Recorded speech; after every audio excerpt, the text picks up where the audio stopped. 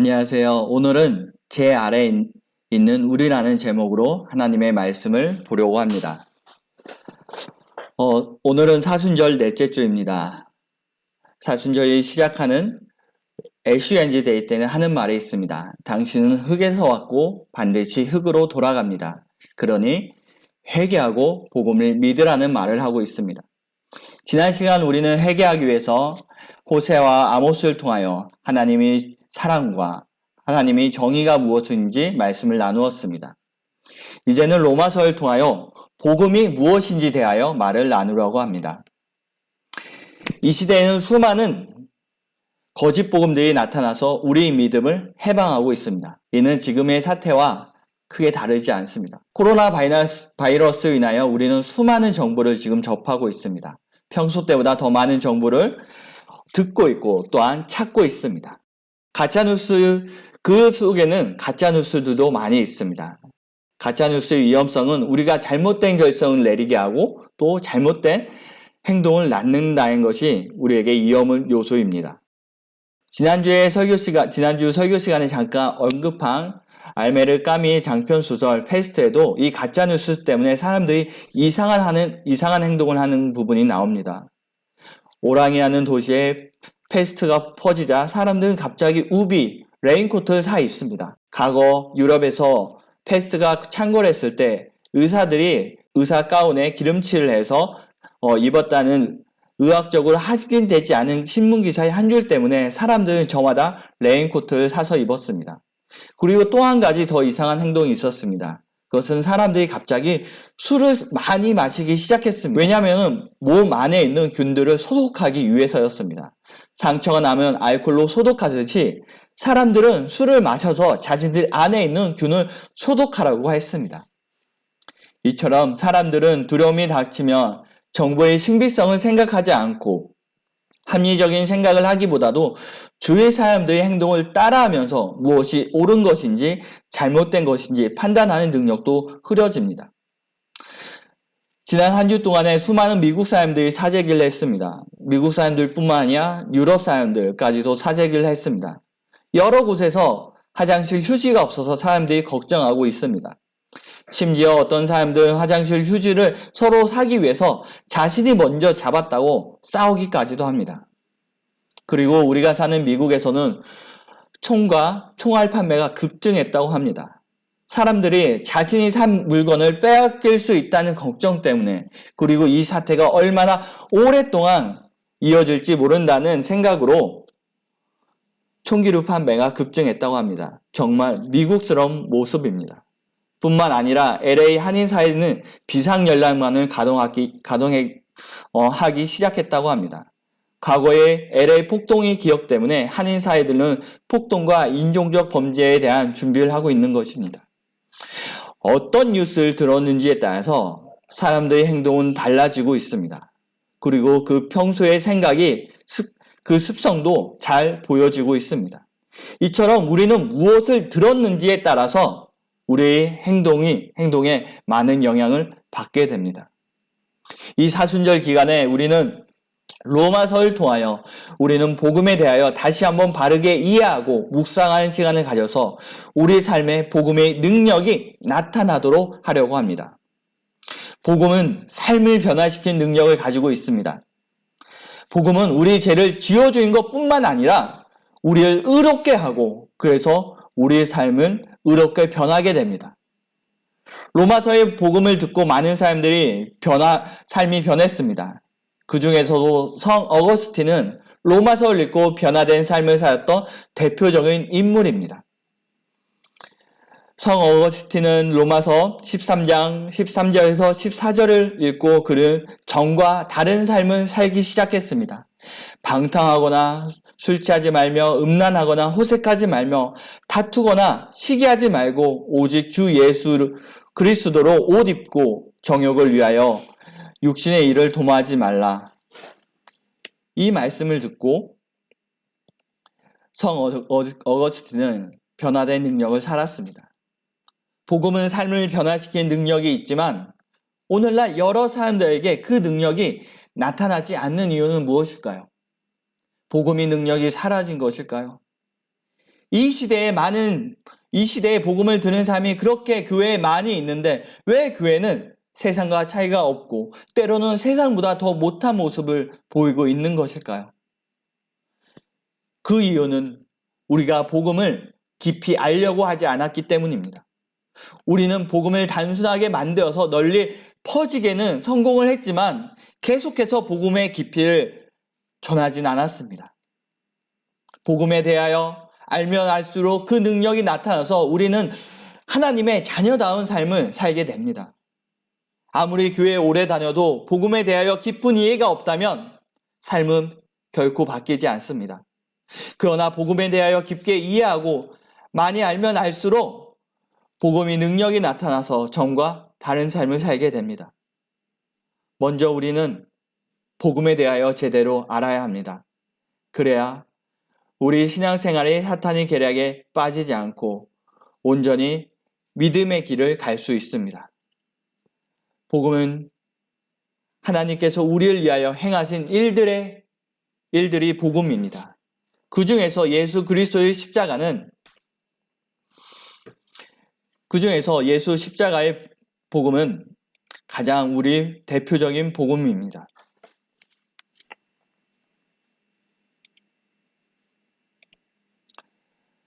저는 개인적으로 로마서는 복음에 대하여 잘 설명하고 있다고 생각합니다. 사복음서가 예수 그리스도의 말씀과 사역을 보여주고 있는 반면에 로마서는 예수 그리스도의 희생적인 죽음의 중요성을 탐구하고 있습니다. 로마서는 구원의 교리뿐만 아니라 실천적 내용을 담고 있습니다. 로마서는 구원을 받아 더 이상 죄 아래 있지 않고 성령을 따라 사는 하나님의 자녀의 삶을 말하고 있습니다. 로마서는 바울의 첫 번째 서신은 아닙니다. 가장 긴 서신입니다. 다른 서신들의 기초가 되는 교리의 토대를 제공하고 있습니다. 그래서 바울 서신서 중에 가장 앞자리에 나오고 있는 것 같습니다. 로마서는 신학적인 진리와 체계적이고 상세한 해설을 하고 있으며 죄론과 구원론의 교리에 중점을 두고 있습니다. 이런 로마서는 복음의 시작 부분을 모든 사람이 다 죄인이라고 말을 하고 있습니다. 즉 모든 사람이 다 죄인이라서 복음이 필요하다는 것입니다. 이는 로마서의 배경을 알면 더 쉽게 이해할 수 있습니다. 바울은 AD 주후 53년경에 수리아 안디옥에서 3차 전도 여행을 시작하여 약 5년 뒤 예루살렘으로 돌아왔습니다. 이 기간 동안 에베소에서 3년간 목회를 하였고 그 후 마게도냐를 거쳐서 고린도에서 약 3개월 동안 머물렀습니다. 이 기간 동안 사도 바울은 로마서를 기록한 것으로 보입니다. 바울은 로마의 교인들을 한 번도 만난 적이 없습니다. 그런데 바울이 로마서를 쓴 이유는 바로 로마 교회의 유대인 기독교인들과 이방인 기독교인들 사이에 갈등이 있었기 때문입니다.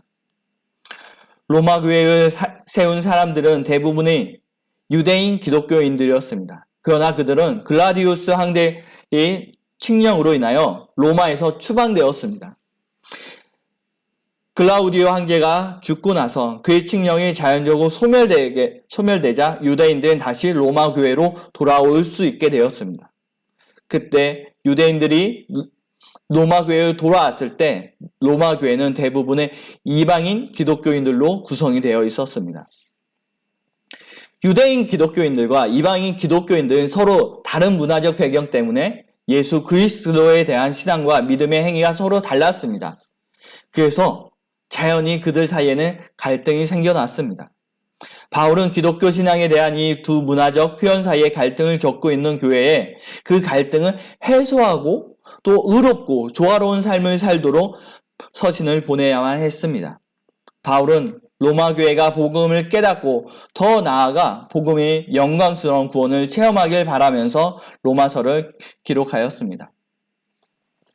이 로마서에는 하나님의 의가 나타난다고 말을 하고 있습니다. 복음의 핵심적인 내용은 바로 하나님의 의입니다.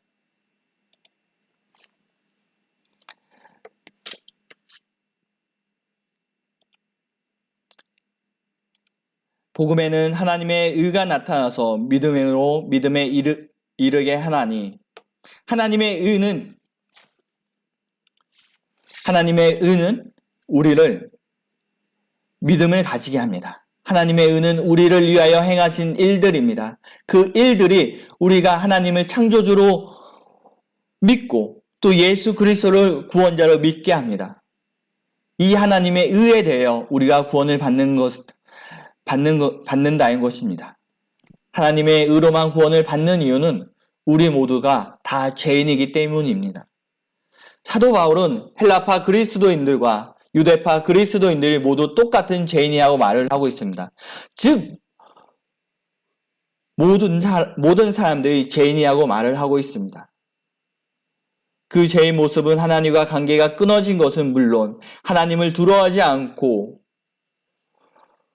죽음에 이르는 것을 말해주고 있습니다. 죄인의 모습을 본문에서 잘 말해주고 있습니다. 1장 8절에서 32절에서는 이방인들이 왜 죄인인지 대해서 말을 해주고 있습니다. 그들은 하나님을 찾을 수 있었지만 의도적으로 거부했습니다. 창세 때부터 하나님께서 인간에게 하나님을 알 만한 것을 주셨지만 인간은 하나님을 거부하고 하나님의 의를 따라 사는 것이 아니라 인간이 정욕에 따라 살았습니다. 즉 그들이 하나님의 율법을 따르지 않고 인간이 정욕대로 살았기 때문에 죄인인 것입니다.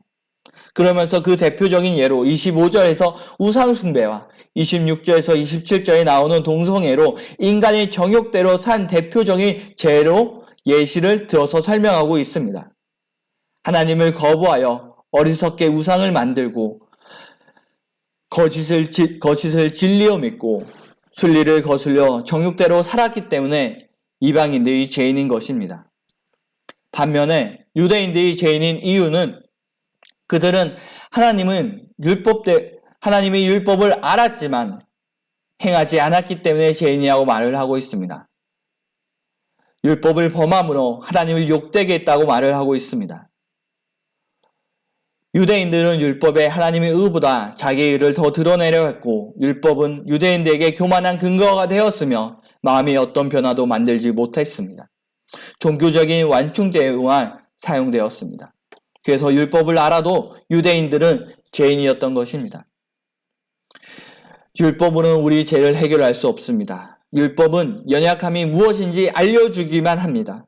율법은 우리를 의로 이끌 힘이 없습니다. 율법은 단지 죄를 깨닫게 할 뿐입니다. 유대인들이 죄가 무엇인지 알았지만 그들은 죄를 범했습니다. 율법을 지키는 유대인들도 그들의 마음에 선한 동기가 없었습니다. 유대인들은 율법을 알았지만 의의 길로 가지 않았습니다. 그래서 유대인들은 율법을 알았지만 죄인이었던 것입니다. 이렇게 사도 바울은 모두 죄인이고 어느 누구도 선하며 스스로 구원을 이룰 수 없다고 말을 하고 있습니다.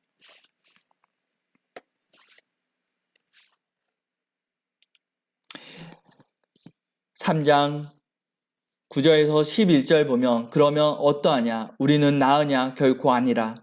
유대인이나 헬라인이나 다 제 아래에 있다고 우리가 이미 선언하였느니라. 기록된 바 의인은 없나니 하나도 없으며 깨닫는 자도 없고 하나님을 찾는 자도 없고 다 치우쳐 함께 무익하고 선을 행하는 자는 없나니 하나도 없도다. 로마서 3장 9절에서 12절은 이렇게 말을 하고 있습니다. 모두 죄인이라고. 그래서 나는 죄인이라고 것은 복음의 1단계입니다. 어느 전도제도 인간이 죄인이라고 필수적으로 설명하고 있습니다. 자신이 죄인이라는 것을 인정하지 않고는 결코 하나님의 의가 나타나 구원에 이끄는 복음을 받아들일 수 없기 때문입니다. 그래서 나 자신이 죄인이라고 인정하는 것은 매우 중요합니다.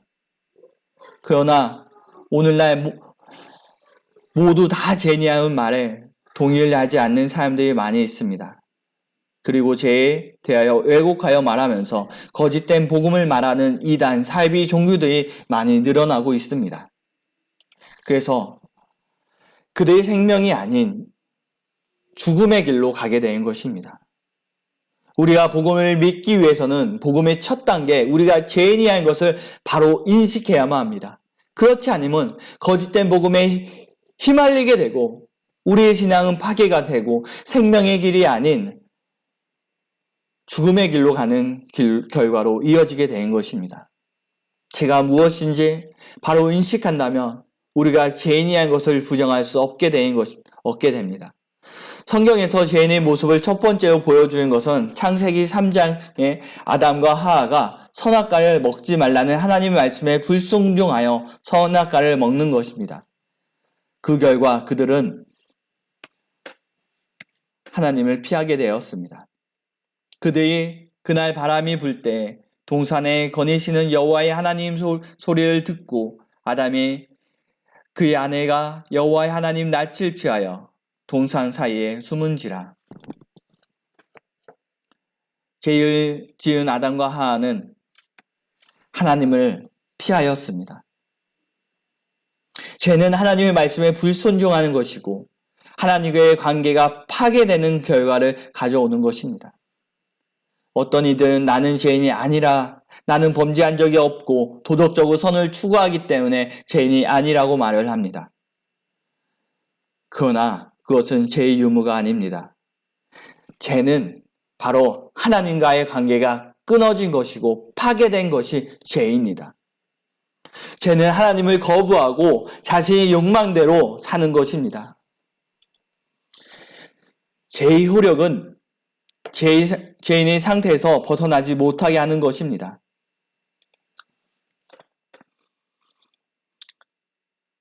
그래서 죄는 인간의 본성을 더럽게 하여 하나님의 진리를 이해하지 못하게 합니다. 마음이 강팍해져서 하나님을 모르게 합니다. 누구도 하나님을 찾지 않게 합니다. 하나님으로부터 도망치고 숨게 합니다.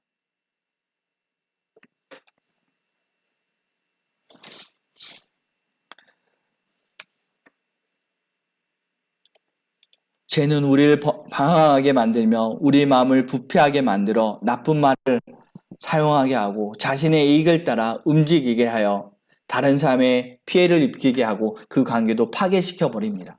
사람들과의 관계도 끊어버리게 됩니다. 이것이 죄의 모습입니다.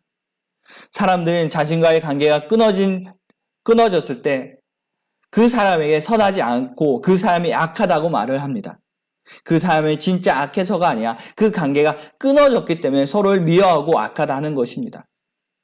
관계가 끊어진 상태에서 누가 잘못이 있고 없고가 아니라 관계가 끊어진 그 상태, 서로가 서로를 악하다고 말하는 상태, 바로 죄의 모습인 것입니다. 이렇듯 하나님과의 관계가 끊어진 것, 서로 관계에 끊어진 것이 바로 죄의 모습입니다. 그러나 현대인들은 죄를 범하거나 또한 도덕적으로 범죄하는 것들, 그런 것을 죄라고만 생각합니다. 하나님을 거부하는 것, 이것을 죄라고 생각하지 않습니다. 그들은 오히려 도덕적인 것을 더 추구하면서 오히려 도덕적으로 선한 것이 더 중요하다고 말을 하고 있습니다. 과연 도덕적인 사람은 죄인이 아니라고 의로운 사람이라고 말을 할 수 있을까요?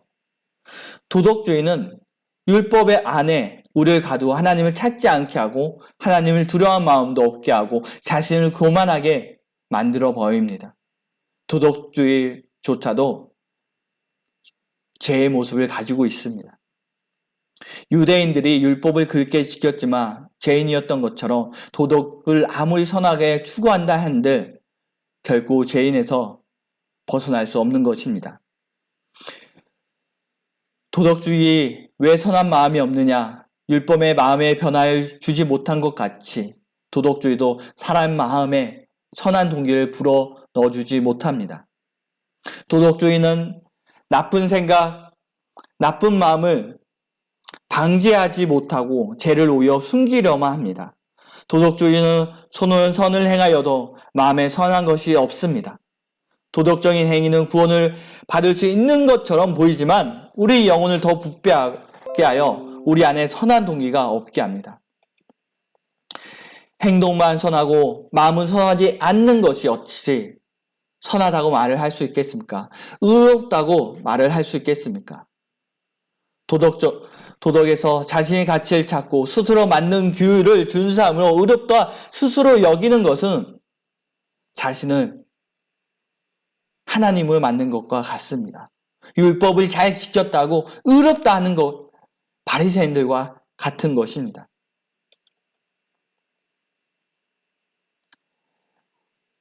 우리 영적 탐구를 통제하고 하나님을 찾게 하지 않게 하는 것이 이 시대의 도덕주의가 갖고 있는 죄의 모습입니다. 도덕주의는 나의 자신의 삶의 주인이라고 착각하게 하고 자신의 의를 세우고 그것대로 판단하고 다른 사람들을 정죄하게 합니다. 그러면서 하나님의 관계에 끊어진 것을 회복하려 하지 않고 오히려 자신이 정욕대로 살게 해버립니다.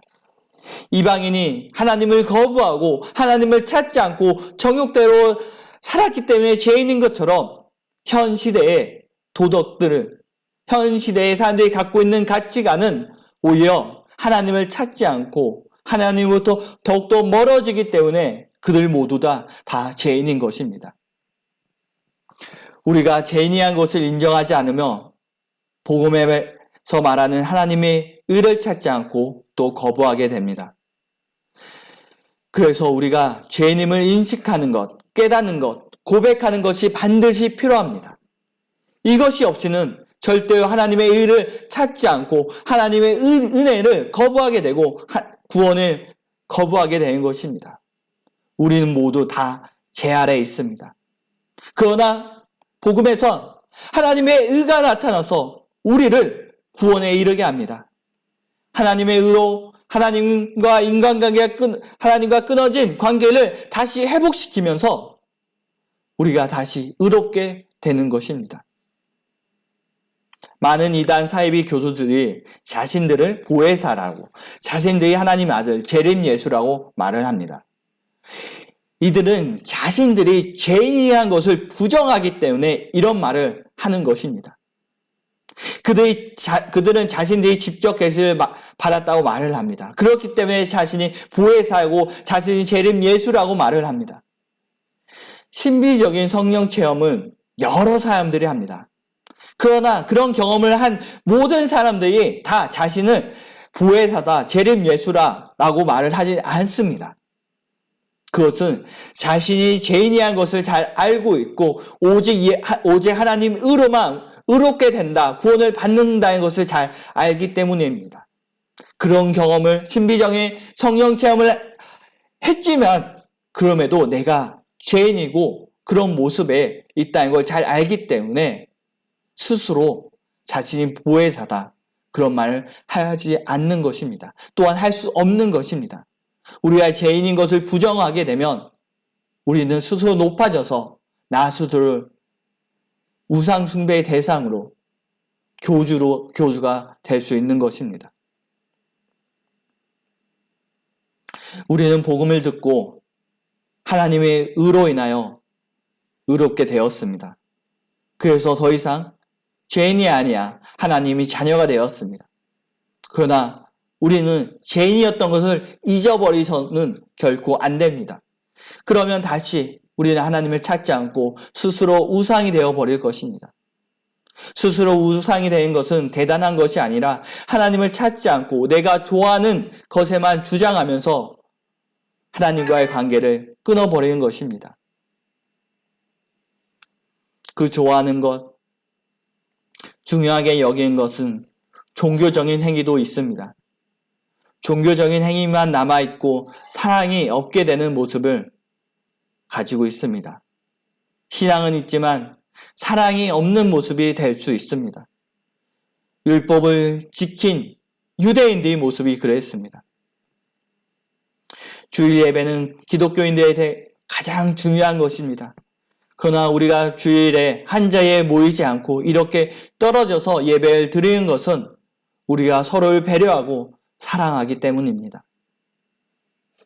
우리가 이렇게 떨어져서 예배를 드려도 우리는 기존 방법이 아닌 다른 방법으로 계속해서 하나님을 찾고 있습니다.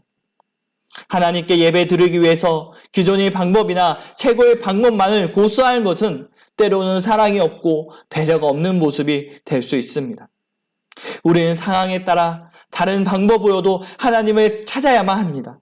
매번 같은 방법으로만 찾을 수 없다면 다른 방법으로도 하나님을 찾아야 하는 것입니다.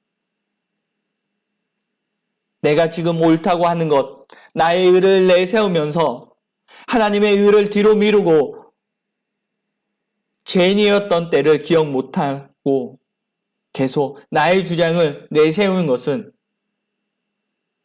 하나님의 의를 뒤로하고 나의 의를 앞세워서 다시 죄인이 되는 것입니다. 죄의 모습을 보여주는 것입니다. 무리가 없어 이단 종교의 교주가 아닐 뿐이지 스스로 의를 내세운 것은 하나님보다 더 앞세워 자신을 더 높이는 것입니다. 겸손한 모습은 이래도 저래도 좋다며 따라가는 것이 아니고 듣는 것이 아니라 하나님의 의가 어디 있는지를 찾는 것입니다. 지금의 코로나 사태로 누구나 마음을 졸이고 아파하고 있습니다. 하지만 그래도 하나님을 찾고 이런 모습이라도 예배를 드리는 것은 그분의 의를 구하는 것입니다. 우리는 우리가 죄인이었던 것, 하나님의 의로 의롭게 되어 지금의 자리에 있다는 것을 꼭 기억해야만 하는 것입니다. 인간이 죄인이한 것을 인정하지 않고는 결코 하나님을 찾지 않습니다. 그러면 죽음 외에는 아무것도 없습니다. 다시 복음을 듣는 것, 그것은 우리가 죄인이한 것을 다시 기억하는 것입니다. 다시 죄의 길로도 돌아갈 수 있다는 것, 그것을 아는 것입니다. 하나님을 찾아야만 한다는 것, 그것을 복음을 다시 듣는 이유입니다. 이 사순절 기간에 다시 한번 우리를 겸손히 낮추면서 오직 하나님만 찾으시기 바랍니다. 오직 주만 바라보는 사순절의 시간이 되시길 바랍니다. 다 같이 이 시간, 이 사순절 기간에도 오직 하나님의 의를 구하며 하나님의 복음을 다시 묵상하며 우리가 겸손히 하나님만 찾을 수 있는 시간이 될 수 있도록 다 같이 이 시간 기도하시겠습니다. 합심하여 기도하시겠습니다. 할렐루야. 주여 하나님 아버지,